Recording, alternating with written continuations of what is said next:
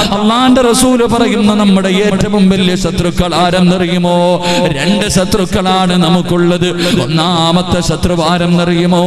അത് ശപിക്കപ്പെട്ട നബിയുനാ റസൂലുള്ളാഹി സ്വല്ലല്ലാഹു അലൈഹി വസല്ലമ തങ്ങൾ പറഞ്ഞു തരികയാണ്, നമ്മുടെ ഏറ്റവും വലിയ ശത്രു രണ്ടുപേരാണ്.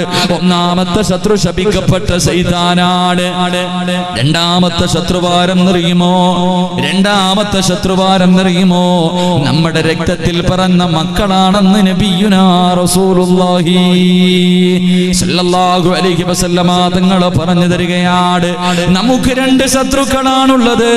എന്റെ പ്രിയമുള്ളവരെ, ഒന്ന് ശപിക്കപ്പെട്ട ശൈത്താനാണ്, രണ്ട് നമ്മുടെ രക്തത്തിൽ പിറന്ന മക്കളാണെന്ന് പ്രവാചകം പഠിപ്പിക്കുമ്പോ എന്റെ പ്രിയമുള്ളവരെ, നമുക്കെല്ലാവർക്കും അറിയാം, ശപിക്കപ്പെട്ട ശൈത്താൻ നമ്മുടെ ശത്രുവാണ്. അവൻ നടക്കുന്നത് നമ്മളെ വഴിതെറ്റിക്കുന്നതിന് വേണ്ടിയാ, നമ്മളെ പിഴപ്പിക്കുന്നതിന് വേണ്ടിയാണ് അവൻ നടക്കുന്നതെന്ന് പാതിരാത്രി ഒരുമിച്ച് കൂടി എനിക്കും നിങ്ങൾക്കും എല്ലാവർക്കും അറിയാം.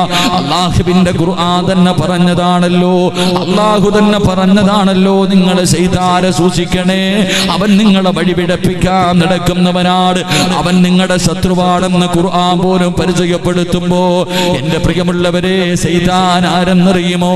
ശപിക്കപ്പെട്ട ശൈത്താൻ ആരെന്നറിയുമോ?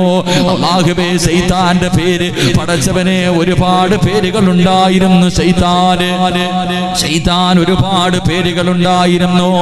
മലക്കുകളുടെ ഉസ്താദായിരുന്നു ശൈത്താൻ, എല്ലാ മലക്കുകളുടെയും ഉസ്താദായിരുന്നു ശൈത്താൻ. എന്റെ പ്രിയമുള്ളവരെ, ജിബ്രീൽ അലൈഹിസ്സലാമിനെക്കാൾ അല്ലാഹുവേ അവരുടെയൊക്കെ ഉസ്താദായിരുന്നു ശപിക്കപ്പെട്ട ശൈത്താൻ.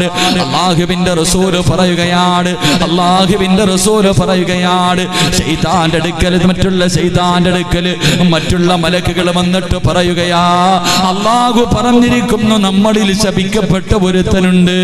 അല്ലാഹു പറഞ്ഞിരിക്കുകയാണ്, മലക്കുകളിൽ ഒരു ശപിക്കപ്പെട്ടവനുണ്ടെന്ന് പടച്ചവന് പറഞ്ഞു. ആ കൂട്ടത്തിൽ പെടാതിരിക്കാൻ ദുആ ചെയ്യണേ എന്ന് മലക്കുകൾ മുഴുവനും ശപിക്കപ്പെട്ട ശൈത്താന്റെ അടുക്കൽ വന്ന് പറയുമ്പോ ശൈത്താൻ ദുആ ചെയ്യുന്നു, അല്ലാഹ്, ആ ശപിക്കപ്പെട്ടവരിൽ നിന്ന് ഇവരെ നീ കാക്കണേ അല്ലാഹ്, എല്ലാവരെയും കാക്കണമെന്ന് ദുആ ചെയ്തില്ല. ആ ശപിക്കപ്പെട്ടവൻ അല്ലാഹുവോട് പറയുകയാണ്, അല്ലാഹുവേ, ഞങ്ങളുടെ കൂട്ടത്തിൽ, ഇവരുടെ കൂട്ടത്തിൽ ഒരു ശപിക്കപ്പെട്ടവനുണ്ട്, ആ മനുഷ്യനെ തൊട്ട്, ആ ശപിക്കപ്പെട്ടവനെ തൊട്ട് ഇവരെ കാക്കണേ അല്ലാഹ്.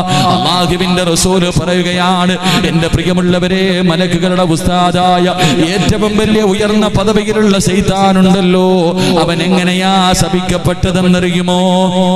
അവൻ എങ്ങനെയാണ് ശപിക്കപ്പെട്ടതെന്നറിയുമോ?